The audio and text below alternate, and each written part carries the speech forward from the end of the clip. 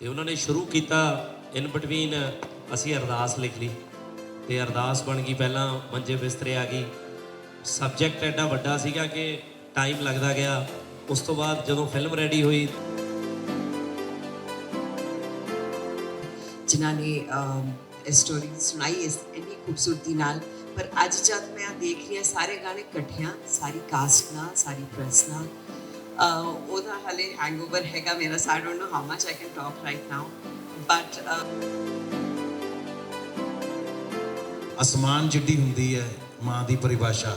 ਨਾ ਅਸਮਾਨ ਨਾਪੇ ਜਾ ਸਕਦੇ ਨੇ, ਨਾ ਇੱਕ ਗਲੈਕਸੀ ਨੂੰ ਨਾਪਿਆ ਜਾ ਸਕਦਾ, ਨਾ ਮਾਂ ਦੀ ਮੁਹੱਬਤ ਨੂੰ ਨਾਪਿਆ ਜਾ ਸਕਦਾ। ਪਰ ਮਾਂ ਸਾਡੇ ਲਈ ਇੰਨਾ ਕੁਝ ਕਰਦੀ ਹੈ। ਅਸੀਂ ਕਰਮਾਂ ਵਾਲੇ ਹੁੰਦੇ ਹਾਂ ਜਦੋਂ ਸਾਨੂੰ ਵੀ ਮਾਂ ਲਈ ਕੁਝ ਕਰਨ ਦਾ ਮੌਕਾ ਮਿਲਦਾ। ਤੇ ਮੈਨੂੰ ਲੱਗਦਾ ਸਾਡੀ ਐਂਟਾਇਰ ਟੀਮ ਦਾ ਇਹ ਸੁਭਾਗ ਹੈ। ਸਾਡੇ ਲਈ ਬਹੁਤ ਵੱਡੇ ਕਰਮਾਂ ਵਾਲੀ ਗੱਲ ਹੈ ਕਿ ਅਸੀਂ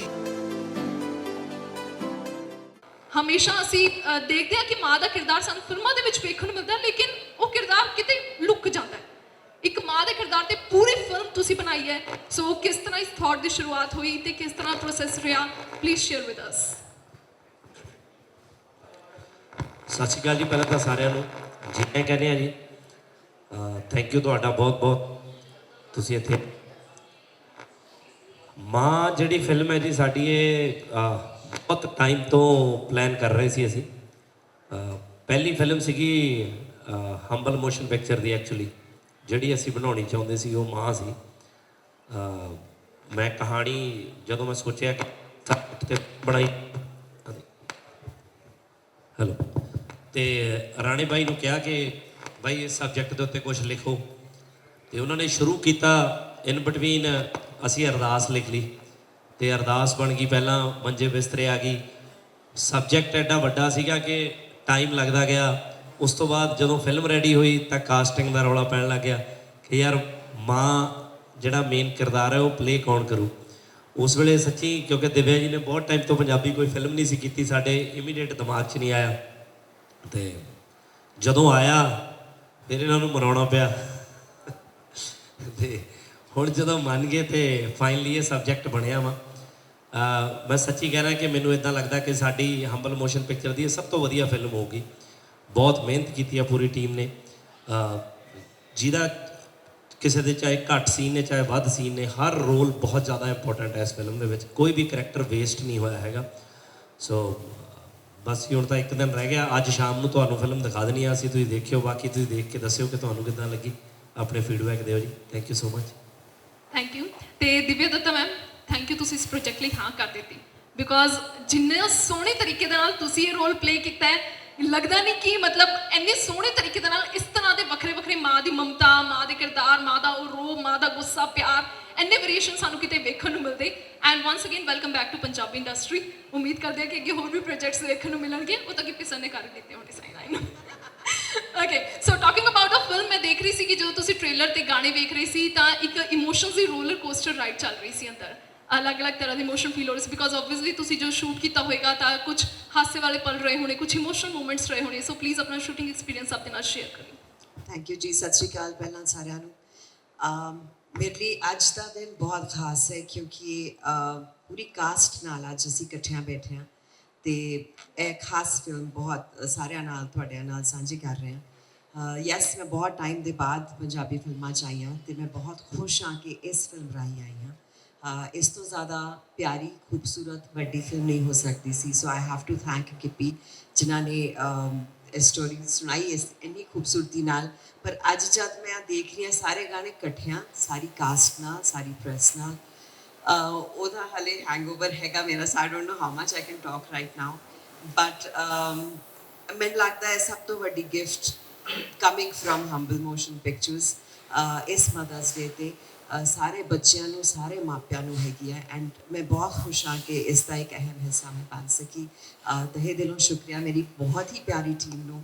ਇੱਕ ਇੱਕ ਬੰਦੇ ਨਾਲ, ਮਤਲਬ ਮੈਂ ਬਹੁਤ ਬਹੁਤ ਪਿਆਰ ਨਾਲ, ਇਹਨਾਂ ਸਾਰਿਆਂ ਨੇ ਮੈਨੂੰ ਇੰਨਾ ਪਿਆਰ ਦਿੱਤਾ, ਇੰਨਾ ਨਿੱਘਾਪਨ ਦਿੱਤਾ that I actually am feeling so good ਕਿ ਵਾਪਸ ਫੈਮਿਲੀ ਨੂੰ ਮਿਲੀਆਂ ਆ ਕੇ ਸੋ ਆਮ ਰਾਈਟ ਨਾਓ ਵੈਰੀ ਇਮੋਸ਼ਨਲ ਬਾਅਦ 'ਚ ਸਵਾਲਾਂ ਦੇ ਜਵਾਬ ਦਿੰਦੀ ਹਾਂ but thank you yeah I can totally understand ਕਿਉਂਕਿ ਆਹ ਜਿਹੜੇ 5-7 ਮਿੰਟ ਦਾ ਆਪਾਂ ਟ੍ਰੇਲਰ ਗਾਣੇ ਵੇਖੇ ਨੇ ਮੈਨੂੰ ਖੁਦ ਨੂੰ ਥੋੜੇ ਜਿਹੇ ਗੂਜ਼ਬੰਪ ਫੀਲ ਹੋ ਰਹੇ ਨੇ ਹੁਣ ਮੈਨੂੰ ਲੱਗ ਰਿਹਾ ਘਰੇ ਜਾ ਕੇ ਮੰਮੀ ਨੂੰ ਕਿਸ ਗੱਲ ਲਈ ਸੌਰੀ ਬੋਲਣੀ ਹੈ ਮੈਂ ਯਾਦ ਕਰ ਰਹੀ ਹਾਂ ਓਕੇ ਸੋ ਗੁਰਪ੍ਰੀਤ ਘੁੱਗੀ ਜੀ ਸਰ ਓਬਵੀਅਸਲੀ ਤੁਸੀਂ ਫਿਲਮਾਂ ਦੇ ਵਿੱਚ ਕਿਹੜੇ ਕਿਰਦਾਰਾਂ ਦੇ ਵਿੱਚ ਨਜ਼ਰ ਆ ਰਹੇ ਹੋ ਉਹ ਤਾਂ ਅਸੀਂ ਹੁਣ ਕਾਊਂਟ ਕਰਨਾ ਛੱਡ ਦਿੱਤਾ ਹੈ ਕਿਉਂਕਿ ਕਦੀ ਤੁਸੀਂ ਹਸਾਉਂਦੇ ਹੋ ਕਦੀ ਰੁਲਾਉਂਦੇ ਹੋ ਕਦੀ ਤੁਹਾਡੇ ਕਿਰਦਾਰ ਦੇਖ ਕੇ ਗੁੱਸਾ ਆਉਂਦਾ ਹੈ ਕਿ ਆਏ ਐਡਾ ਭੈੜਾ ਬੰਦਾ ਵੀ ਹੋ ਸਕਦਾ ਹਰ ਤਰ੍ਹਾਂ ਦੇ ਕਿਰਦਾਰ ਤੁਸੀਂ ਇੰਨੇ ਪਰਫੈਕਟਲੀ ਪਲੇ ਕਰਦੇ ਹੋ ਕਿ ਮਤਲਬ ਬਹੁਤ ਔਖਾ ਹੋ ਜਾਂਦਾ ਹੈ ਦੇਖਣਾ ਕਿ ਇਸ ਕਿਰਦਾਰ 'ਚ ਇੰਨੀ ਵੇਰੀਏਸ਼ਨ ਵੀ ਆ ਸਕਦੀ ਹੈ so again talking to the Maa film ਇਸ ਫਿਲਮ ਦੇ ਵਿੱਚ ਵੀ ਹਾਲਾਂਕਿ ਫਿਲਮ ਦੇ ਟ੍ਰੇਲਰ ਨੂੰ ਵੇਖ ਕੇ ਪਤਾ ਲੱਗ ਰਿਹਾ ਕਿ ਫਰਸਟ ਹਾਫ ਦੇ ਵਿੱਚ ਹੀ ਜਾਂ ਫਿਲਮ ਦੇ ਘੱਟ ਹਿੱਸੇ ਦੇ ਵਿੱਚ ਤੁਹਾਡੇ ਕਿਰਦਾਰ ਵੇਖਣ ਨੂੰ ਮਿਲੇਗਾ ਲੇਕਿਨ ਉਸ ਦੇ ਨਾਲ ਪੇਅਰਿੰਗ ਇਸ ਤਰ੍ਹਾਂ ਦੀ ਤੇ ਇੰਨੇ ਹੀ ਸੋਹਣੇ ਤਰੀਕੇ ਦੇ ਨਾਲ ਤੁਸੀਂ ਇਹ ਕਿਰਦਾਰ ਪਲੇ ਕੀਤਾ ਹੈ ਸੋ ਆਪਣੇ ਕੈਰੈਕਟਰ ਬਾਰੇ ਕੀ ਕਹਿਣਾ ਚਾਹੋਗੇ ਤੁਸੀਂ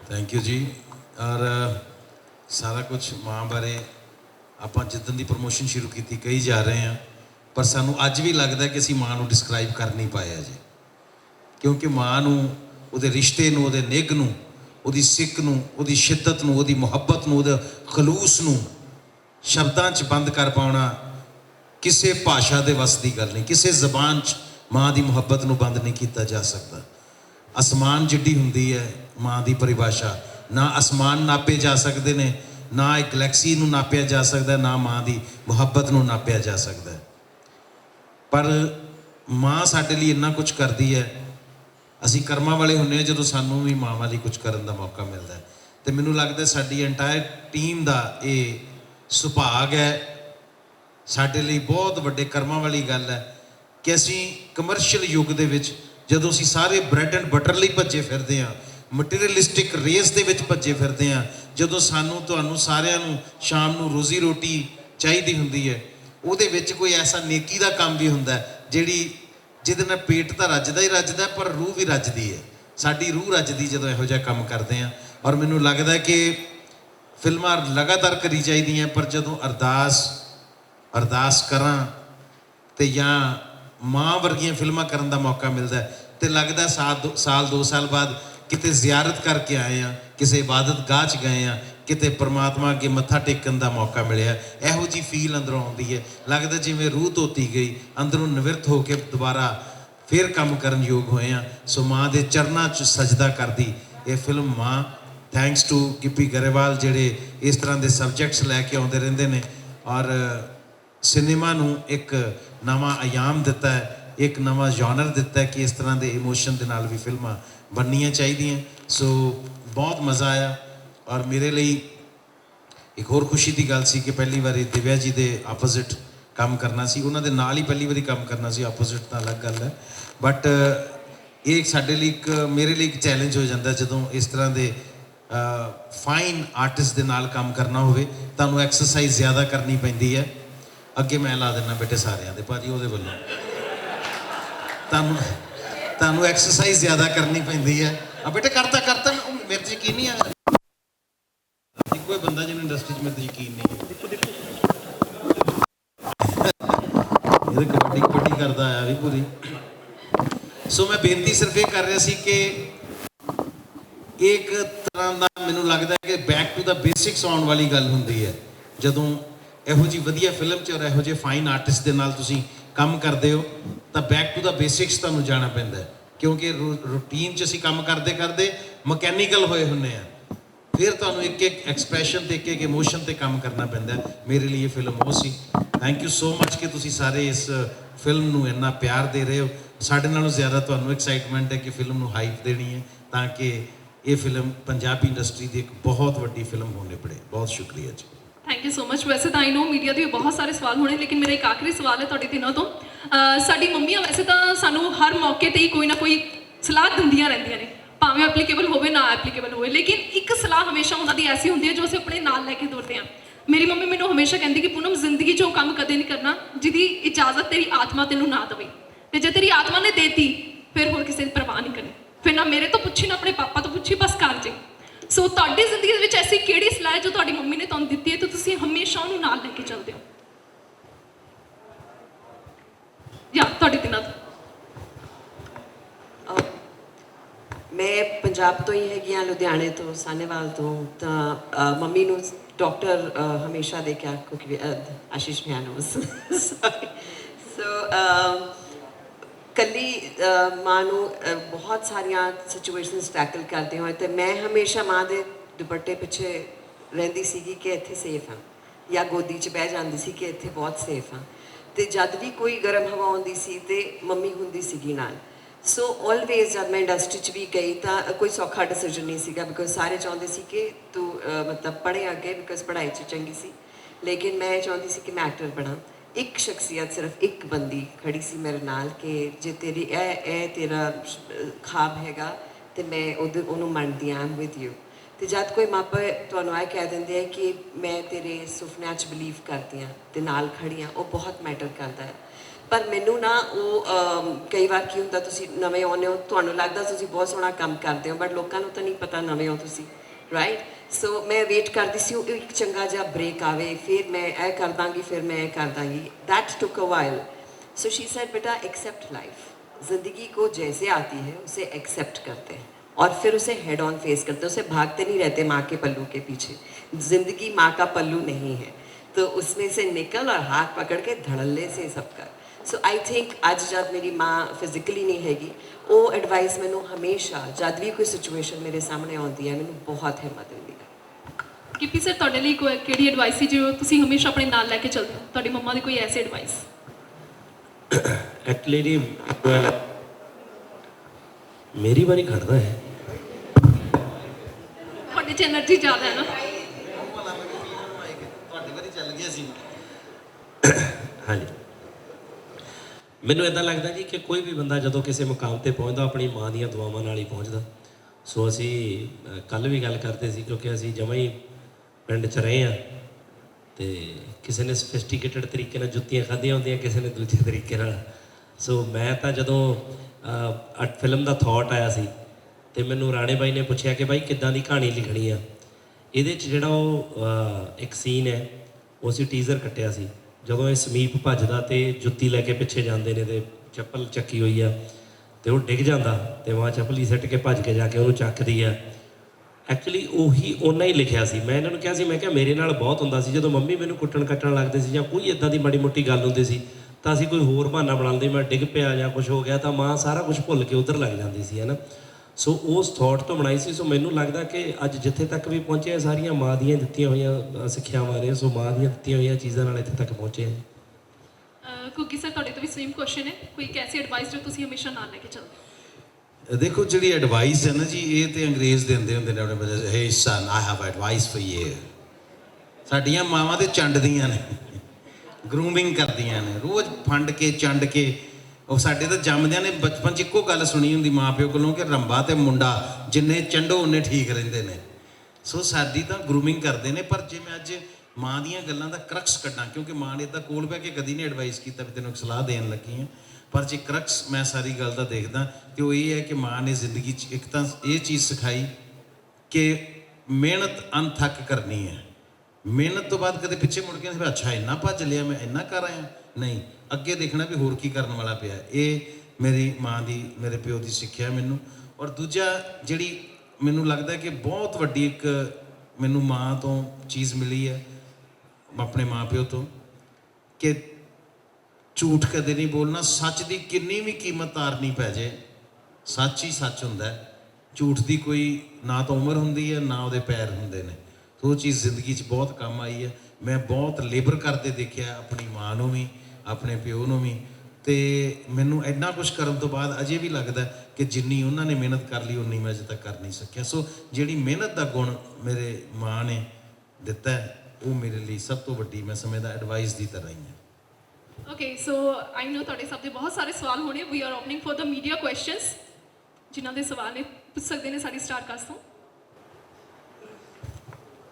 ਸਤਿ ਸ਼੍ਰੀ ਅਕਾਲ ਜੀ ਸਾਰਿਆਂ ਨੂੰ। ਸੈਂਡੀ ਮੇਰਾ ਨਾਮ, ਅਤੇ ਬਹੁਤ ਅੱਛੇ ਕਲਾਕਾਰ ਹੋ ਤੁਸੀਂ, ਬਹੁਤ ਅੱਛੇ ਟੌਪਿਕਸ ਲੈ ਕੇ ਆ ਰਹੇ ਹੋ। ਹੰਬਲ ਮੋਸ਼ਨ ਨੇ ਆਪਣੇ ਆਪ ਨੂੰ ਸਿੱਧ ਕੀਤਾ, ਪਹਿਲੀ ਗੱਲ ਤਾਂ thank you so much sir. ਅਤੇ ਦਿਵਿਆ ਮੈਮ ਤੋਂ ਮੇਰਾ ਸਵਾਲ ਹੈ ਮੈਮ ਬਾਲੀਵੁੱਡ ਤੋਂ ਹਿੰਦੀ ਫਿਲਮਾਂ ਦੀ ਸ਼ੁਰੂਆਤ ਹੋ ਕੇ ਬੜੇ ਕਿਊਟ ਜਿਹੇ ਤੁਹਾਡੇ ਹੁੰਦੇ ਸੀ ਐਕਸਪ੍ਰੈਸ਼ਨਸ ਟਾਈਮ 'ਤੇ ਬਾਲੀਵੁੱਡ ਦੀ ਹਿੰਦੀ ਫਿਲਮਾਂ ਤੋਂ, ਅੱਜ ਤੁਸੀਂ ਮਦਰ ਲੱਗ ਨਹੀਂ ਰਹੇ। ਤਾਂ ਅੱਜ ਵੀ ਤੁਸੀਂ ਮਦਰ ਨਹੀਂ ਲੱਗ ਰਹੇ ਮੇਰਾ ਭਾਜੀ ਪਹਿਲਾਂ ਬਹੁਤ ਔਖਾ ਮਨਾਇਆ ਸੀ ਇਹਨਾਂ ਨੂੰ ਮੈਂ, ਤੁਸੀਂ ਐ ਨਾ ਕਹੋ, ਤੁਸੀਂ ਕਹੋ ਵੀ ਬਹੁਤ ਘੈਂਟ ਰੋਲ ਜਿਹੜਾ ਇਹਨਾਂ ਨੇ ਕੀਤਾ ਉਹ ਕੋਈ ਨਹੀਂ ਕਰ ਸਕਦਾ। ਨਹੀਂ ਕਰ ਸਕਦੇ, ਉਹੀ ਮੈਂ ਕਹਿ ਰਿਹਾ ਕਿ ਮਦਰ, ਮੇਰਾ ਕੁਐਸਚਨ ਇਹ ਹੈ ਕਿ ਮਦਰ ਇੰਡੀਆ ਪਲੇ ਕਰਕੇ ਮਤਲਬ ਤੁਹਾਨੂੰ ਔਕੜ ਤਾਂ ਆਈ ਹੋਣੀ ਆ, ਔਕੜ ਮਤਲਬ ਡਿਫਿਕਲਟੀ ਤਾਂ ਆਈ ਹੋਣੀ ਆ ਤੁਹਾਨੂੰ।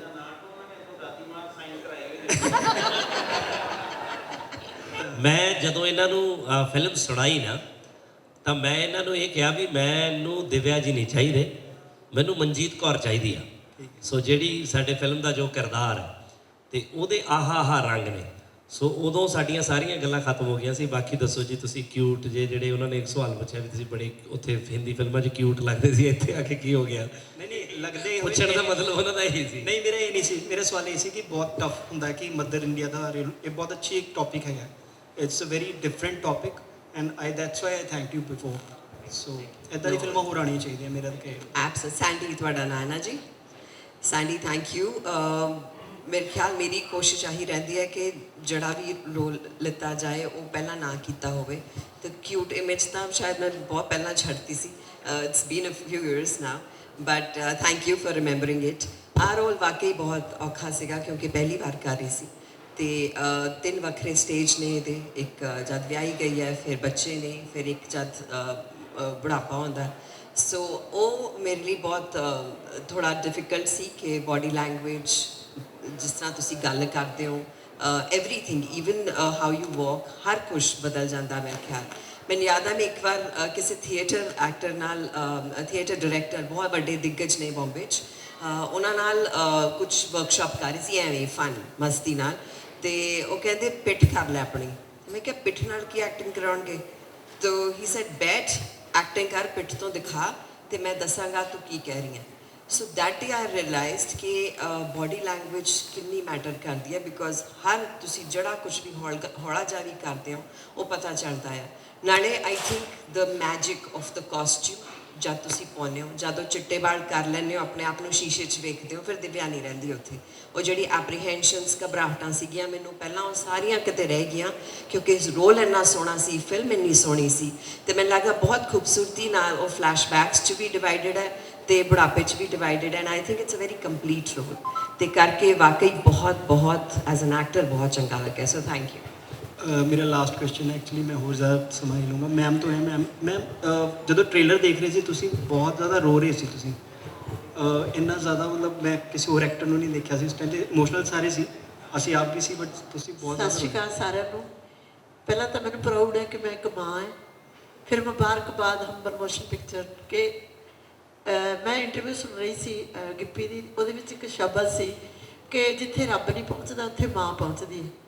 ਤੇ ਮੈਨੂੰ ਇਹ ਲੱਗਿਆ ਕਿ ਇਹ ਸਬਜੈਕਟ ਚੁਣ ਕੇ ਆਪਣੇ ਆਪ ਨੂੰ ਮੈਂ ਬੜਭਾਗੀ ਸਮਝਦੀ ਹਾਂ ਕਿ ਮੈਂ ਇਸ ਫਿਲਮ ਦਾ ਹਿੱਸਾ। ਅਰਦਾਸ ਕਰਾਂ ਤੇ ਮਾਂ, ਤੇ ਮੈਨੂੰ ਇਹ ਲੱਗਿਆ ਕਿ ਜ਼ਿੰਦਗੀ ਦੇ ਵਿੱਚ ਜਿਹੜੇ ਬੰਦੇ ਨੂੰ ਇਹ ਮੌਕਾ ਮਿਲ ਗਿਆ, ਤੇ ਮੈਂ ਉੱਥੇ ਜਦੋਂ ਦੇਖ ਰਹੀ ਸੀਗੇ ਦਿਵਿਆ ਜੀ ਨੂੰ, ਜਦੋਂ ਮੈਂ ਲੇਟ ਆਈ ਹਾਂ ਇੰਡਸਟਰੀ ਦੇ ਵਿੱਚ ਕਿਉਂਕਿ ਮੈਂ ਥੀਏਟਰ ਹੀ ਕਰਦੀ ਸੀ, ਤੇ ਜਦੋਂ ਮੈਂ ਐਕਟ ਦੇਖ ਰਹੀ ਸੀ ਤੇ ਮੈਨੂੰ ਐਂ ਲੱਗਦਾ ਸੀਗਾ ਕਿ ਗੁਰਪ੍ਰੀਤ ਤੂੰ ਜ਼ੀਰੋ ਹੈ, ਸਿੱਖ ਇੱਥੋਂ ਸਿੱਖ। ਪਰ ਫਿਰ ਵੀ ਮੈਨੂੰ ਇਹ ਵੀ ਫੀਲ ਹੋ ਰਿਹਾ ਸੀ ਕਿ ਕਿਉਂਕਿ ਗੁਰਪ੍ਰੀਤ ਘੁੱਗੀ ਹੋਣਾ ਨਾਲ, ਗਿੱਪੀ ਹੋਣਾ ਨਾਲ ਪਹਿਲਾਂ ਮੈਂ ਕੰਮ ਸੈੱਟ ਤੇ ਜਿੰਨਾ ਕੋਆਪਰੇਸ਼ਨ ਜਾਂ ਹੋਰ, ਸਭ ਤੋਂ ਵੱਡੀ ਮਾਣ ਵਾਲੀ ਗੱਲ ਇਹ ਹੈ ਕਿ ਇਹੋ ਜਿਹਾ ਸਬਜੈਕਟ ਚੱਕਿਆ ਗਿਆ ਜਿਹੜਾ ਮੈਨੂੰ ਇਹ ਲੱਗਦਾ ਕਿ ਇਹ ਛੂਹਿਆ ਨਹੀਂ ਗਿਆ, ਇਹ ਛੂਹ ਹੋ ਗਿਆ। ਹੁਣ ਸਾਰਾ ਤੁਹਾਡੇ ਤੇ ਹੈ। ਬਸ ਉਹ ਥੋੜਾ ਇਮੋਸ਼ਨਲ ਹੋ ਗਈ ਸੀ, ਗੀਤ ਵੀ ਇਦਾਂ ਦੇ ਸੀ, ਤੇ ਆਪਣਾ ਜਦੋਂ ਮੈਂ ਆਪਣੀ ਮਾਂ ਦੇ ਰੂਪ ਵਿੱਚ ਆਪਣੀ ਮਾਂ ਨੂੰ ਦੇਖਦੀ ਸੀ, ਤੇ ਮੈਂ ਇੱਕ ਮਾਂ ਜਦੋਂ ਉਹ ਦੇਖਦੀ ਸੀ ਵੀ ਕਿ ਕਿਹੋ ਜਿਹੀਆਂ ਫੀਲਿੰਗ ਨੇ, ਬਸ ਥੋੜਾ ਹੋ ਗਈ ਇਮੋਸ਼ਨਲ, ਅੱਖਾਂ 'ਚੋਂ ਪਾਣੀ ਆ ਗਿਆ। ਪਰ ਫਿਰ ਵੀ ਗ੍ਰੇਟ ਜਿਨ੍ਹਾਂ ਨੇ ਇਹ ਕੰਮ ਕੀਤਾ ਤੇ ਸਾਤੋਂ ਕਰਵਾਇਆ, ਮਾਣ ਮਹਿਸੂਸ ਕਰਦੀ ਹਾਂ। ਥੈਂਕ ਯੂ ਤੁਹਾਡਾ ਸਾਰਿਆਂ ਦਾ। Other question? Anyone else?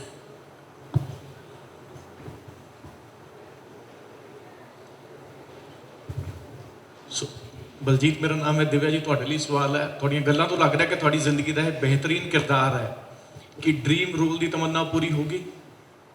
ਉਹ ਜੇ ਤੁਸੀਂ ਗ੍ਰੀਡੀ ਐਕਟਰ ਨੂੰ ਕਹੋਗੇ ਕਿ ਡ੍ਰੀਮ ਰੋਲ ਹੋ ਗਿਆ ਤਾਂ ਫਿਰ ਉੱਥੇ ਹੀ ਮੁੱਕ ਜਾਣਾ।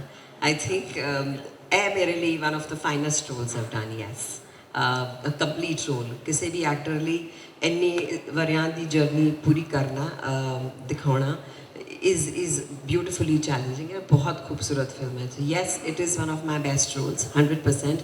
But जे मैं कਹਾਂ सारा कुछ कर लिया, हुण अगे की करना वो नहीं होना. हाले तो मैं होर देखते हैं होर की लेके आउंदे ने. So thank you. My name is Swaran ਮੇਰਾ ਕੁਐਸਚਨ ਹੈ ਬੱਬਲ ਰਾਏ ਨੂੰ ਕਿੰਨਾ ਕੰਪੀਟੀਸ਼ਨ ਲੱਗਿਆ while doing shooting with Gippy Gurpreet sir ਤੇ ਦਿਵਿਆ ਦੱਤਾ ਲੱਗਿਆ ਨਹੀਂ ਕਿ ਹਾਂ ਇੰਨੇ ਵੱਡੇ ਵੱਡੇ ਸਟਾਰ ਕਾਸਟ ਹੈ ਔਰ ਮੈਂ ਆਪਣੇ ਆਪ ਨੂੰ ਆਪਣੀ ਪ੍ਰੈਜ਼ੈਂਸ ਦਿਖਾਣੀ ਹੈ ਇਟ ਵਾਸ ਡਿਫਿਕਲਟ ਔਰ ਆਰਾਮ ਨਾਲ ਹੋ ਗਿਆ ਪਹਿਲਾਂ ਸਤਿ ਸ਼੍ਰੀ ਅਕਾਲ ਜੀ ਸਾਰਿਆਂ ਨੂੰ ਨਹੀਂ ਮੇਰੇ ਪਰਿਵਾਰ ਆ ਅਸੀਂ ਸਾਰੇ ਤੇ ਆਪਣੇ ਨਾਲ ਕੋਈ ਕੰਪੀਟੀਸ਼ਨ ਨਹੀਂ ਹੁੰਦਾ ਹੈਗਾ ਸਾਰੇ ਵੱਡੇ ਆ ਇਹਨਾਂ ਤੋਂ ਬਹੁਤ ਸਿੱਖਣ ਨੂੰ ਮਿਲਿਆ ਥੋੜਾ ਪ੍ਰੈਸ਼ਰ ਜ਼ਰੂਰ ਸੀਗਾ ਖਾਸ ਕਰਕੇ ਦਿਵਿਆ ਮੈਮ ਨਾਲ ਜਦੋਂ ਮੇਰਾ ਪਹਿਲਾ ਸੀਨ ਸੀਗਾ ਤਾਂ ਥੋੜਾ ਡਰਿਆ ਸੀਗਾ ਪਰ ਵੱਡਿਆਂ ਦਾ ਵੱਡਾਪਣ ਇਹੀ ਹੁੰਦਾ ਕਿ ਉਹ ਕਦੇ ਵੀ ਆਪ ਤੋਂ ਛੋਟਿਆਂ ਨੂੰ ਨਵਿਆਂ ਨੂੰ ਇਹ ਫੀਲ ਨਹੀਂ ਹੋਣ ਦਿੰਦੇ ਵੀ ਤੁਸੀਂ ਨਵੇਂ ਹੋ ਜਾਂ ਛੋਟੇ ਹੋ ਸੋ ਇੱਦਾਂ ਦੀ ਕੋਈ ਗੱਲ ਨਹੀਂ ਸੀ ਸਾਰਿਆਂ ਨੇ ਬਹੁਤ ਮਿਹਨਤ ਕੀਤੀ ਹੈ ਫਿਲਮ ਲਈ ਮੇਰੇ ਹਿੱਸੇ ਬਹੁਤ ਅਹਿਮ ਕਿਰਦਾਰ ਆਇਆ ਤਕਦੀਰ ਦਾ ਉਹਦੇ ਲਈ ਮੈਨੂੰ ਵੀ ਕਾਫੀ ਮਿਹਨਤ ਕਰਨੀ ਪਈ ਪਰ ਹੁਣ ਸਾਰੇ ਸੀਨੀਅਰ ਜਦੋਂ ਐਪਰੀਸ਼ੀਏਟ ਕਰਦੇ ਤਾਂ ਵਧੀਆ ਲੱਗਦਾ ਜੀ ਥੈਂਕ ਯੂ ਮੇਰਾ ਸਵਾਲ ਇੱਕ ਗਿੱਪੀ ਭਾਜੀ ਨਾਲ ਹੈ ਅਜੇ ਤੁਸੀਂ ਕਲਾਕਾਰ ਔਰ ਇੱਕ ਗਾਇਕ ਵੀ ਹੈਗੇ ਹੋ ਇਸ ਫਿਲਮ 'ਚ ਤੁਹਾਡਾ ਕੋਈ ਆਪਣਾ ਗਾਇਆ ਹੋਇਆ ਗਾਣਾ ਵੀ ਹੈਗਾ ਨਹੀਂ ਜੀ ਅਗਰ ਨਹੀਂ ਹੈ ਤਾਂ ਕਿਉਂ ਹੈ ਮੇਰੇ ਕਰੈਕਟਰ ਦੇ ਨਾਲ ਕੋਈ ਗਾਣਾ ਜਾਂਦਾ ਨਹੀਂ ਸੀ ਜੀ ਔਰ ਮੈਂ ਤੁਸੀਂ ਦੇਖਿਆ ਹੋਣਾ ਕਿਉਂਕਿ ਜਦੋਂ ਤੋਂ ਮੈਂ ਫਿਲਮਾਂ ਸ਼ੁਰੂ ਕੀਤੀਆਂ ਨੇ ਪਹਿਲੀ ਫਿਲਮ ਜਿਹੜੀ ਮੈਂ ਐਜ਼ ਅ ਪ੍ਰੋਡਿਊਸਰ ਕੀਤੀ ਸੀ ਉਹ ਕੈਰੀ ਔਨ ਜੱਟਾ ਸੀ ਤੇ ਜੇ ਮੈਂ ਇਹ ਸੋਚ ਕੇ ਫਿਲਮ ਬਣਾਉਂਦਾ ਵੀ ਮੇਰਾ ਸਾਰਾ ਕੁਝ ਹੋਣਾ ਚਾਹੀਦਾ ਤਾਂ ਕੈਰੀ ਔਨ ਜੱਟਾ ਦੇ ਵਿੱਚ ਘੁੱਗੀ ਭਾਜੀ ਬਿੰਨੂ ਢਿੱਲੋਂ ਤੇ ਜਸਵਿੰਦਰ ਭੱਲੇ ਨਾਲੋਂ ਬੈਟਰ ਰੋਲ ਮੇਰਾ ਹੋਣਾ ਚਾਹੀਦਾ ਸੀ ਸੋ ਜਦੋਂ ਅਸੀਂ ਉਹ ਸਕ੍ਰਿਪਟ ਲਿਖੀ ਘੁੱਗੀ ਭਾਜੀ ਪਾਰਟ ਸੀਗੇ ਸਕ੍ਰਿਪਟ ਤੋਂ ਉਸ ਫਿਲਮ ਦੇ ਸਾਨੂੰ ਲੱਗਿਆ ਕਿ ਇਹ ਫਿਲਮ ਇੱਦਾਂ ਹੀ ਬਣੂਗੀ ਤਾਂ ਹੀ ਵਧੀਆ ਬਣੂਗੀ ਸੋ ਮੈਂ ਕਦੇ ਵੀ ਕੋਈ ਚੀਜ਼ ਧੱਕੇ ਨਾਲ ਨਹੀਂ ਪਾਈ ਹੈਗੀ ਸੋ ਇਹਦੇ ਵਿੱਚ ਵੀ ਜਿੰਨਾ ਮੇਰਾ ਰੋਲ ਸੀ ਇੱਕ ਬਹੁਤ ਕਰੈਕਟਰ ਰੋਲ ਹੈ ਤੇ ਪਰ ਰੋਲ ਜਿੰਨਾ ਵੀ ਆ ਮੇਰਾ ਮੈਨੂੰ ਵਧੀਆ ਲੱਗਦਾ ਮੈਨੂੰ ਐਂ ਲੱਗਦਾ ਕਿ ਈਵਨ ਜਦੋਂ ਮੈਂ ਘੁੱਗੀ ਭਾਜੀ ਨੂੰ ਵੀ ਕਿਹਾ ਵੀ ਘੁੱਗੀ ਭਾਜੀ ਆਹ ਰੋਲ ਕਰਨਾ ਸਾਨੂੰ ਸਾਰਿਆਂ ਨੂੰ ਇਹ ਗੱਲ ਦਾ ਪਤਾ ਸੀ ਅਸੀਂ ਜਿੰਨੇ ਇੱਥੇ ਬੈਠੇ ਹਾਂ ਹਰ ਬੰਦੇ ਨੂੰ ਪਤਾ ਸੀ ਕਿ ਇਹ ਫਿਲਮ ਹੈ ਜਿਹੜੀ ਇਹ ਦਿਵਿਆ ਜੀ ਦੀ ਫਿਲਮ ਹੈ ਇਹ ਮਾਂ ਦੀ ਫਿਲਮ ਹੈ ਬਟ ਉਹ ਫਿਲਮ ਬੈਟਰ ਕਿੱਦਾਂ ਬਣ ਸਕਦੀ ਹੈ ਕਿ ਜੇ ਸਾਰੇ ਵਧੀਆ ਐਕਟਰ ਇਕੱਠੇ ਹੋ ਕੇ ਨਾਲ ਸਪੋਰਟ ਕਰਨ ਅਤੇ ਵਧੀਆ ਤਰੀਕੇ ਨਾਲ ਕੰਮ ਕਰਨ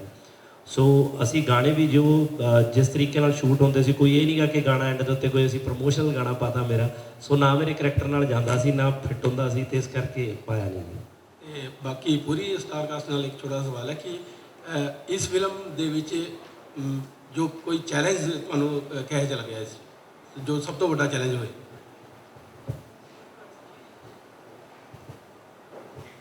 ਮੇਰੇ ਲਈ ਇਹ ਸੀਗਾ ਜੀ ਮੇਰੀ ਜੋ ਇਮੇਜ ਬਣੀ ਹੋਈ ਸੀ ਬੜੀ ਖਤਰਨਾਕ ਜਿਹੀ ਬਣੀ ਹੋਈ ਸੀਗੀ ਕਿ ਮਾਰ ਕਾਟ ਗੋਲੀਆਂ ਚਲਾਉਣੀਆਂ ਖੂਨ ਖਰਾਬਾ ਤੇ ਇਹ ਕਰੈਕਟਰ ਬਹੁਤ ਧਰਤੀ ਨਾਲ ਜੁੜਿਆ ਹੋਇਆ ਸੀਗਾ ਤੇ ਮੈਂ ਕੋਸ਼ਿਸ਼ ਕੀਤੀ ਵੈਸੇ ਉਹਨੂੰ ਦਾ ਪਲੇ ਕਰਨ ਦੀ ਤੇ ਮੇਰੇ ਲਈ ਚੈਲੰਜ ਸੀ ਇਹ ਨਾ ਲੱਗੇ ਕਿ ਮੈਂ ਐਕਟਿੰਗ ਕਰ ਰਿਹਾ ਕਿ ਮੈਂ ਕਰੈਕਟਰ ਨੂੰ ਮਤਲਬ ਜਿਵੇਂ ਆਮ ਜ਼ਿੰਦਗੀ 'ਚ ਕਿਰਦਾਰ ਤੁਰਿਆ ਫਿਰਦਾ ਉੱਦਾਂ ਲੱਗਾ ਤੇ ਮੇਰੇ ਖਿਆਲ 'ਚ ਮੈਂ ਠੀਕ ਕੀਤਾ ਹੋਊਗਾ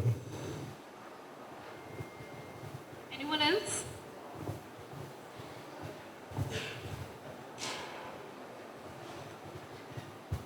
ਸਤਿ ਸ਼੍ਰੀ ਅਕਾਲ ਜੀ Varun this side from PDC Punjabi Divya ma'am undoubtedly question ਤੁਹਾਡੇ ਲਈ ਹੈ I'll take you 5 years back ਜਦੋਂ ਤੁਸੀਂ ਆਪਣੀ ਮਦਰ ਦੇ ਲਈ ਬੁੱਕ ਵੀ ਲਿਖੀ ਸੀ ਮੀ ਐਂਡ ਮਾਂ ਤੇ ਤੁਸੀਂ ਹਰ ਵਾਰ ਇੰਟਰਵਿਊਜ਼ ਦੇ ਵਿੱਚ ਵੀ ਇਹੀ ਕਹਿੰਦੇ ਹੋ ਕਿ ਤੁਹਾਨੂੰ ਇੰਡਸਟਰੀ ਦੇ ਵਿੱਚ ਸਪੋਰਟ ਕਰਨ ਵਾਲਾ ਦੋਸਤ ਬਾਅਦ 'ਚ ਪਹਿਲਾਂ ਜਿਹਨੇ ਸਪੋਰਟ ਕੀਤਾ ਤੁਹਾਡੇ ਮਦਰ ਸੀਗੇ ਤੇ ਇਸ ਚੀਜ਼ ਨੂੰ ਆਪਾਂ ਸੈਕੰਡ ਰੀਜ਼ਨ ਕੰਸੀਡਰ ਕਰ ਸਕਦੇ ਹਾਂ ਇਸ ਫਿਲਮ ਨੂੰ ਸਾਈਨ ਕਰਨ ਦੇ ਲਈ मैं इस तरह कह सकती हूँ कि मैं लकी हाँ कि चाहे वो मेरी किताब होए चाहे आ फिल्म होए माँ मैनू लोगों को माँ रीइंट्रोड्यूस करन दा जिहड़े वो भुल गए ने कि थोड़ा जिहा माँ नू भी उही प्यार उही खुशियाँ उही मुस्कुराहटां दईए मैं वो जरिया बन सकी हाँ शायद through my book and through this film तो मैनूं लगदा मैं एक लकी बेटी रही हाँ कि आ मौका मैनूं मिलिया हैगा to pay a tribute to not just my mother but to all the mothers. Thank you. ਹੋਰ ਕਿਸੇ ਦਾ ਸਵਾਲ ਹੈ ਕੋਈ ਐਨੀਬਡੀ ਐਲਸ देयर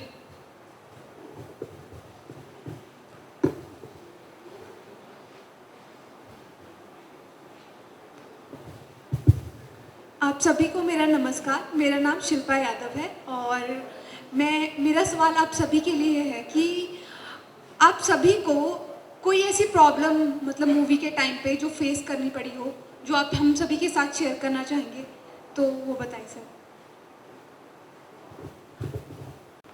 वैसे तो कोई प्रॉब्लम नहीं थी जी बट ये है कि जब ये फिल्म शूट हुई तो कोविड का मतलब जो फर्स्ट टाइम कोविड जब शुरू हुआ तो वो एक दौर शुरू हो गया था, तो फिल्म इन बिटवीन हमें बंद करनी पड़ी। ऑलमोस्ट 8-10 दिन की शूट रहती थी, तो वो आके बाद में शूट की है।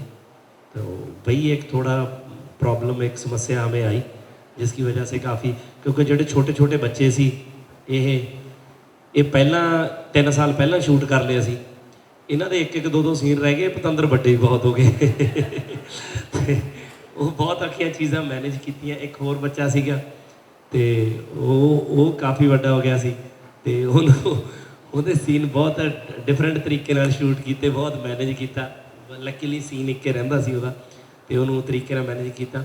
ਉਹੀ ਇੱਕ ਸਮੱਸਿਆ ਸੀ, ਬਾਕੀ ਤਾਂ ਕੋਈ ਪ੍ਰੋਬਲਮ ਨਹੀਂ ਆਈ ਹੈਗੀ। ਟੱਚਵੁੱਡ ਫਿਲਮ ਬਹੁਤ ਵਧੀਆ ਤਰੀਕੇ ਨਾਲ ਸ਼ੂਟ ਹੋਈ ਔਰ ਬਹੁਤ ਰੀਝ ਲਾ ਕੇ ਸ਼ੂਟ ਕੀਤੀ ਹੋਈ ਫਿਲਮ ਹੈਗੀ ਹੈ। ਮੇਰਾ ਗਿੱਪੀ ਸਾਹਿਬ, ਬੀਇੰਗ ਅ ਪ੍ਰੋਡਿਊਸਰ, ਹੁਣ ਆਪਾਂ ਦੇਖ ਰਹੇ ਸੀ ਪ੍ਰੋਮੋਸ ਵੀ ਚੱਲ ਰਹੇ ਸੀਗੇ, ਤੁਸੀਂ ਲੁਧਿਆਣਾ ਵੀ ਪ੍ਰਮੋਸ਼ਨ ਵਾਸਤੇ ਗਏ ਜਾਂ ਪੰਜਾਬ ਦਾ ਟੂਰ ਰਹਿੰਦਾ ਤੇ ਨੀਅਰ ਬਾਏ ਹਰਿਆਣਾ ਹੈ, ਉੱਥੇ ਵੀ ਤੁਹਾਡੇ ਫੈਨ ਫੋਲੋਇੰਗ ਹੈ, ਹਿਮਾਚਲ ਹੈ ਤੇ ਪ੍ਰਮੋਸ਼ਨਸ ਜੋ ਹੈ ਨੀਅਰ ਬਾਏ ਸਟੇਟ ਛੋਟਾ ਭਾਈ ਕਹਿੰਦੇ ਆਪਾਂ। ਤੁਹਾਨੂੰ ਨਹੀਂ ਲੱਗਦਾ ਕਿ ਅਗਰ ਅਟੈਚ ਹੋਵਾਂਗੇ ਆਪਾਂ ਤੇ ਕਈ ਐਸੇ ਮੁੱਦੇ ਹੈ ਜਦੋਂ ਡਿਫਰੈਂਸ਼ੀਏਟ ਕਰਦੀ ਹੈ ਪੋਲਿਟਿਕਸ, ਤੇ ਤੁਹਾਡਾ ਇੱਕ ਸਟੈਪ ਹੈ ਕਿਉਂਕਿ ਗੁਰਦਾਸ ਮਾਨ ਸਾਹਿਬ ਦਾ ਜ਼ੋਨ ਇੰਨਾ ਵੱਡਾ ਹੈ ਕਿ ਹਰ ਦਰਸ਼ਕ ਉਹਨਾਂ ਨੂੰ ਦੇਖਣ ਨੂੰ ਜਾਂਦਾ ਹੈ। ਤੁਹਾਨੂੰ ਲੱਗਦਾ ਪ੍ਰਮੋਸ਼ਨਸ ਹਰਿਆਣਾ ਹਿਮਾਚਲ 'ਚ ਵੀ ਹੋਣੀ ਚਾਹੀਦੀ ਹੈ ਪੰਜਾਬੀ ਸਿਨੇਮਾ? ਐਕਚੁਅਲੀ ਕੀ ਹੈ ਜੀ ਕਿ ਦੇਖੋ, ਜਦੋਂ ਆਪਾਂ ਹੁਣ ਪੰਜਾਬ 'ਚ ਵੀ ਆ, ਹੁਣ ਅੱਗੇ ਕੀ ਹੁੰਦਾ ਸੀਗਾ ਕਿ ਆਪਾਂ ਆਲਮੋਸਟ ਅਸੀਂ ਕੋਸ਼ਿਸ਼ ਕਰਦੇ ਸੀਗੇ ਕਿ ਜਦੋਂ ਫਿਲਮਾਂ ਆਈਆਂ ਸੀ ਆਪਣੀਆਂ, ਪਹਿਲੀ ਕੈਰੀ ਔਨ ਜੱਟਾ ਜਾਂ ਜਿਹਨੇ ਮੇਰਾ ਦਿਲ ਲੁੱਟਿਆ, ਸਿੰਘ ਵਰਸਸ ਕੌਰ, ਉਦੋਂ ਅਸੀਂ ਤਕਰੀਬਨ ਹਰ ਸ਼ਹਿਰ 'ਚ ਜਾਂਦੇ ਸੀ ਪੰਜਾਬ ਦੇ ਵਿੱਚ ਵੀ। ਤੇ ਹੁਣ ਥੋੜ੍ਹਾ ਜਿਹਾ ਅਸੀਂ ਕੀ ਕੀਤਾ ਵੀ ਹੁਣ ਉਦੋਂ ਦਿੱਲੀ ਵਗੈਰਾ ਨਹੀਂ ਸੀ ਜਾਂਦੇ ਤੇ ਬਾਹਰਲੇ ਕੰਟਰੀਆਂ 'ਚ ਨਹੀਂ ਸੀ ਜਾਂਦੇ। ਜਿਵੇਂ ਹੁਣ ਮੈਂ ਕੈਨੇਡਾ ਸੀਗਾ, ਮੈਂ ਕੈਨੇਡਾ ਪ੍ਰਮੋਟ ਕਰਕੇ ਆਇਆ ਫਿਲਮ ਨੂੰ, ਹੁਣ ਅਸੀਂ ਦਿੱਲੀ ਸੀਗੇ, ਦਿੱਲੀ ਤੋਂ ਇੱਥੇ ਆਏ। ਹੁਣ ਜਦੋਂ ਇੱਥੇ ਤੁਹਾਡੇ ਕੋਲ ਆ ਕੇ ਪ੍ਰਮੋਟ ਕਰਦੇ ਹਾਂ ਤਾਂ ਤੁਸੀਂ ਇੱਥੋਂ ਆਲਮੋਸਟ ਸਾਰੇ ਪੰਜਾਬ 'ਚ ਖਬਰ ਪਹੁੰਚਾ ਦਿੰਦੇ ਹੋ। ਇਸ ਇੱਕ ਵੱਡੀ ਪ੍ਰੈਸ ਕਾਨਫਰੰਸ ਦੇ ਨਾਲ ਸਾਰੇ ਜਗ੍ਹਾ ਦੇ ਉੱਤੇ ਮੀਡੀਆ 'ਤੇ ਚਲੇ ਜਾਂਦਾ। ਸੋ ਜਿਵੇਂ ਦਿੱਲੀ ਤੋਂ ਇੱਥੋਂ ਉਧਰਲੇ ਪਾਸੇ ਵੀ ਕਾਫੀ ਚੀਜ਼ਾਂ ਚਲੇ ਜਾਂਦੀਆਂ, ਹੌਲੀ ਹੌਲੀ ਉਧਰ ਬਿਜ਼ਨਸ ਗਰੋ ਹੋ ਰਿਹਾ। ਜਦੋਂ ਹੁਣ ਮੇਜਰ ਹੋਣ ਲੱਗ ਜੂ, ਇਹਦੇ ਬਾਰੇ ਸਾਨੀ ਸਾਹਿਬ ਜ਼ਿਆਦਾ ਦੱਸ ਸਕਦੇ ਨੇ ਕਿ ਉਧਰ ਆਪਣੀਆਂ ਕਿੰਨੀ ਕੁ ਫਿਲਮ ਰਿਲੀਜ਼ ਹੁੰਦੀ ਆ, ਤੇ ਜਦੋਂ ਆਪਾਂ ਨੂੰ ਰਿਕੁਆਇਰਮੈਂਟ ਲੱਗੂਗੀ ਤਾਂ ਆਪਾਂ ਡੈਫੀਨੇਟਲੀ ਜਾਇਆ ਕਰਾਂਗੇ। ਸਤਿ ਸ਼੍ਰੀ ਅਕਾਲ ਜੀ ਪਹਿਲੇ ਸਾਰਿਆਂ ਨੂੰ। ਸੋ ਫਿਲਮਸ ਮੈਨੂੰ ਲੱਗਦਾ ਜੀ ਕਿ ਇੱਕ ਮੀਡੀਅਮ ਹੁੰਦੀਆਂ ਨੇ ਲੋਕਾਂ ਤੱਕ ਪਹੁੰਚਣ ਦਾ, ਤੇ ਮੀਡੀਅਮ ਅੱਜ ਸੋਸ਼ਲ ਮੀਡੀਆ, ਡਿਜੀਟਲ ਮੀਡੀਆ ਇੰਨਾ ਪਾਵਰਫੁਲ ਹੋ ਚੁੱਕਾ ਹੈ ਕਿ ਤੁਸੀਂ ਹਾਂਗਕਾਂਗ 'ਚ ਵੀ ਫਿਲਮ ਰਿਲੀਜ਼ ਕਰ ਰਹੇ ਹੋ ਚੰਡੀਗੜ੍ਹ ਬੈਠ ਕੇ। ਸੋ ਸਮਹਾਉ ਇੱਕ ਕਨੈਕਟੀਵਿਟੀ ਮੈਨੂੰ ਲੱਗਦਾ ਕਿ ਥਰੂ ਸੋਸ਼ਲ ਮੀਡੀਆ ਅਸੀਂ ਆਲਰੇਡੀ ਅਦਰ ਸਟੇਟਸ ਹੁੰਦੀ ਹੈ। ਬਟ ਤੁਹਾਡਾ ਸੁਜੈਸ਼ਨ ਮੋਸਟ ਵੈਲਕਮ ਹੈ ਜੀ। ਜਿਸ ਤਰ੍ਹਾਂ ਫਿਲਮਸ ਹੋਰ ਆਪਣਾ ਦਾਇਰਾ ਵਧਾਉਣਗੇ, ਉਸ ਤਰ੍ਹਾਂ ਅਸੀਂ ਬਾਕੀ ਸਟੇਟਸ ਵੀ ਪ੍ਰਮੋਟ ਕਰਾਂਗੇ। Thank you for the suggestion. Gippy ਜੀ, ਆਮ ਰਣਨੀਕ ਮੁੰਗੀਆ ਇੱਧਰ। ਗਿੱਪੀ ਜੀ, ਬਾਕੀ ਤਾਂ ਸਾਰੇ ਸੀਨੀਅਰ ਹੈ, ਸਾਰੇ ਸਿਆਣੇ ਕਲਾਕਾਰ ਨੇ, ਮੰਜੇ ਹੋਏ ਕਲਾਕਾਰ। ਮੈਂ ਹੀ ਇਕੱਲਾ ਸਿਆਣਾ ਜੀ। ਸਾਰੇ ਆਪਣਾ ਰੋਲ ਬਾਖੂਬੀ ਨਿਭਾ ਲੈਂਦੇ ਨੇ। ਬੱਚਿਆਂ ਕੋਲੋਂ ਕਿਵੇਂ ਤੁਸੀਂ ਐਕਟ ਕਰਾਇਆ ਔਰ ਕਿਵੇਂ ਇਹਨਾਂ ਨੂੰ ਸਿਲੈਕਟ ਕੀਤਾ? ਇਹ ਤਾਂ ਬੱਚੇ ਬਹੁਤ, ਇਹਨੂੰ ਤਾਂ ਮੁੰਡੇ ਨੂੰ ਨੈਸ਼ਨਲ ਅਵਾਰਡ ਮਿਲਿਆ ਜੀ। ਇਹ ਬਹੁਤ ਅੱਛੇ ਐਕਟਰ ਨੇ, ਇਹ ਵੀ ਮੁੰਡਾ ਬਹੁਤ ਅੱਛਾ ਐਕਟਰ ਹੈ ਜੀ। ਔਰ ਸੱਚੀ ਦੱਸਾਂ ਤਾਂ ਇਹਨਾਂ ਨੂੰ ਕੋਈ ਸਾਨੂੰ ਇੱਦਾਂ ਦੀ ਕੋਈ ਕੁਝ ਕਰਨਾ ਨਹੀਂ ਪਿਆਗਾ ਕਿ ਅਸੀਂ ਇਹਨਾਂ ਨੂੰ ਸਮੀਪੁਰਾਂ ਨੂੰ ਕੁਝ ਦੱਸਿਆ ਜਾਂ ਕੁਝ ਕੀਤਾ। ਇਹਨਾਂ ਨੂੰ ਇਹਨਾਂ ਦਾ ਰੋਲ ਸਮਝਾਇਆ। ਬਹੁਤ ਇੰਟੈਲੀਜੈਂਟ ਐਕਟਰ ਨੇ ਇਹ, ਔਰ ਇਹ ਕਹਿ ਸਕਦੇ ਹੋ ਕਿ ਇਹ ਛੋਟਾ ਵਰਜਨ ਆਫ ਘੁੱਗੀ ਭਾਜੀ ਹੋਣੀ ਨੇ, ਤੇ ਬਹੁਤ ਸਿਆਣੇ ਨੇ ਇਹ ਜੀ। ਇਹ ਵੀ ਤੁਸੀਂ ਉਵੇਂ ਕਾਊਂਟਰ, ਮੇਰੇ ਵਾਲੀ ਕੈਟਾਗਰੀ 'ਚ ਕਾਊਂਟ ਨਾ ਕਰੋ ਇਹਨਾਂ ਨੂੰ। ਮਤਲਬ ਇਹਨਾਂ ਦਾ ਪਰ ਮੈਂ ਇੱਕ ਗੱਲ ਦੱਸਾਂ, ਬੱਚੇ ਸਾਰਿਆਂ ਨਾਲੋਂ ਖਤਰਨਾਕ ਐਕਟਰ ਹੁੰਦੇ ਨੇ। ਉਹ ਜਿੰਨਾ ਨੈਚੁਰਲ ਕਰਦੇ ਨੇ ਨਾ, ਸਾਨੂੰ ਪਤਾ ਵੀ ਨਹੀਂ ਚੱਲਦਾ। We have to match them। ਮਤਲਬ ਇਹਨਾਂ ਦੇ ਰੀਟੇਕਸ ਘੱਟ ਹੋਏ ਬਾਕੀਆਂ ਨਾਲੋਂ? ਨਹੀਂ, ਇਹ ਤਾਂ ਐਕਚੁਅਲੀ ਸਾਡੇ ਡਾਇਰੈਕਟਰ ਸਾਹਿਬ ਬਲਜੀਤ ਸਿੰਘ ਦਿਓ ਜੀ ਇੱਥੇ ਹੈ ਨਹੀਂ ਗੇ, ਕਿਉਂਕਿ ਮੈਂ ਜ਼ਿਆਦਾ ਦੱਸ ਨਹੀਂ ਸਕਦਾ, ਕਿਉਂਕਿ ਜਦੋਂ ਮੈਂ ਸ਼ੂਟਿੰਗ 'ਤੇ ਸੀ ਉਦੋਂ ਇਹ ਨਹੀਂ ਸੀ, ਕਿਉਂਕਿ ਜਦੋਂ ਇਹ ਸ਼ੂਟਿੰਗ 'ਤੇ ਸੀ ਉਦੋਂ ਮੈਂ ਨਹੀਂ ਸੀ, ਕਿਉਂਕਿ ਮੈਂ ਇਹੀ ਹਾਂ। ਇਹ ਮੇਰਾ ਛੋਟਾ ਹੈ ਜੋਰਾ। ਜਦੋਂ ਛੋਟਾ ਮੈਂ ਤਾਂ ਛੋਟੇ ਦਾ ਪਾਰਟ ਇਹਨੇ ਨਿਭਾਇਆ ਮੇਰੇ ਵਾਲਾ, ਇਹਨੇ ਬੱਬਲ ਦਾ ਨਿਭਾਇਆ ਤੇ ਤਕਦੀਰ ਦਾ। ਸੋ ਉਹ ਉਸ ਕਰਕੇ ਮੈਨੂੰ ਨਹੀਂ ਪਤਾ ਵੀ ਇਹਨਾਂ ਨੇ ਕਿੰਨੇ ਕੁ ਟੇਕ ਲਏ, ਤੇ ਬਟ ਇਹ ਹੈ ਕਿ ਇਹਨਾਂ ਨੇ, ਮੈਂ ਫਿਲਮ ਦੇਖੀ ਹੈ, ਇਹਨਾਂ ਨੇ ਬਹੁਤ ਹੀ ਅੱਛਾ ਪਰਫਾਰਮ ਕੀਤਾ, ਬਹੁਤ ਜ਼ਿਆਦਾ ਵਧੀਆ। Anybody else? ਓਕੇ, ਸੋ ਪਹਿਲਾਂ ਆਪਾਂ ਗਰੁੱਪ ਵਾਈਜ਼ ਕਰਾਂਗੇ, ਇਸ ਤੋਂ ਬਾਅਦ ਹੈ ਜੀ ਇੱਕ ਕੁਐਸਚਨ ਜੀ। ਸਤਿ ਸ਼੍ਰੀ ਅਕਾਲ ਸਰ, ਮੇਰਾ ਨਾਮ ਗਗਨ ਹੈ ਜੀ। ਤੁਹਾਡੀ ਤੇ ਤੁਹਾਡੇ ਬੇਟੇ ਦੀ ਸੋਸ਼ਲ ਮੀਡੀਆ ਤੇ ਵਧੀਆ ਕੈਮਿਸਟਰੀ ਹੁੰਦੀ ਆ, ਤਾਂ ਇਸ ਫਿਲਮ 'ਚ ਤੁਹਾਡਾ ਬੇਟਾ ਵੀ ਲਿਆ ਜਾ ਸਕਦਾ ਸੀ, ਤੁਹਾਡਾ ਆਪੋਜ਼ਿਟ, ਉਸ ਨੂੰ ਕਿਉਂ ਨਹੀਂ ਲਿਆ ਤੁਸੀਂ, ਕੀ ਕਾਰਨ ਸੀ? ਐਕਚੁਅਲੀ ਜੀ ਇੱਕ ਤਾਂ ਉਹ ਪੜ੍ਹਦਾ ਬਾਹਰ ਹੈ ਜੀ, ਇੱਥੇ ਹੈ ਨਹੀਂ ਸੀ ਸ਼ੂਟਿੰਗ ਦੇ ਟਾਈਮ ਦੇ ਵਿੱਚ, ਹੁੰਦਾ ਤਾਂ ਅਸੀਂ ਲੈ ਲੈਂਦੇ। ਤੇ ਪਰ ਐਂ ਆ ਵੀ ਕਈ ਜਿਹੜੇ ਕਰੈਕਟਰ ਨੇ ਜਾਂ ਕਈ ਜਿਹੜੇ ਰੋਲ ਨੇ ਉਹ ਕਿਸੇ ਇੱਕ ਬੱਚੇ ਲਈ ਬਣੇ, ਮਤਲਬ ਇਹ ਉਹ ਰੋਲ ਇਹਦੇ ਲਈ ਜ਼ਿਆਦਾ ਸੂਟੇਬਲ ਸੀ ਰਾਦਰ ਦੈਨ ਕਿ ਜੇ ਛਿੰਦਾ ਕਰਦਾ ਉਹਦੇ ਲਈ, ਉਹਦੇ ਨਾਲੋਂ ਜ਼ਿਆਦਾ ਇਹ ਸੂਟ ਕਰਦਾ ਸੀਗਾ। ਨਹੀਂ ਤਾਂ ਜੇ ਉਹ ਜ਼ਿਆਦਾ ਸੂਟ ਕਰਦਾ ਹੁੰਦਾ ਸੀ ਉਹ ਲੈ ਲੈਣਾ ਸੀਗਾ। ਹੁਣ ਜਦੋਂ ਉਹਨੇ ਦਿਲਜੀਤ ਵਾਲੀ ਕੀਤੀ ਫਿਲਮ ਹੌਸਲਾ, ਉਹਨਾਂ ਨੂੰ ਲੱਗਿਆ ਕਿ ਉਹ ਸੂਟ ਕਰਦਾ ਤਾਂ ਉਹਨਾਂ ਨੇ ਉਹ ਲੈ ਲਿਆ, ਤੇ ਮੈਨੂੰ ਲੱਗਿਆ ਉਹ ਕਿ ਉਹ ਸੂਟ ਕਰਦਾ ਤਾਂ ਮੈਂ ਲੈ ਲੈਣਾ ਸੀਗਾ। ਇਹ ਜ਼ਿਆਦਾ ਸੂਟ ਕਰਦੇ ਸੀ ਤੇ ਅਸੀਂ ਇਹ ਲੈ ਲਏ ਜੀ। That's it? Okay, so congratulations to Kippy sir because ਅੱਜ ਇੱਕਮ ਦਾ ਬਰਥਡੇ ਹੈ। ਹਾਂ, ਥੈਂਕ ਯੂ ਜੀ। Okay, so going forward ਹੁਣ ਆਪਾਂ ਸਭ ਤੋਂ ਪਹਿਲਾਂ ਗਰੁੱਪ ਬਾਈਟ ਕਰਾਂਗੇ ਤੇ ਇਸ ਤੋਂ ਬਾਅਦ 1-on-1 ਹੋਏਗਾ, ਤੇ ਉਸ ਦੇ ਲਈ ਪਲੀਜ਼ ਪ੍ਰਭਜੋਤ ਮੈਮ ਤੋਂ ਤੁਸੀਂ ਸੀਕੁਐਂਸ ਲੈ ਲਓ 1-on-1 ਦੇ ਲਈ ਤੇ ਗਰੁੱਪ ਬਾਈਟਸ ਦੇ ਲਈ ਆ ਜਾਣ ਪਲੀਜ਼।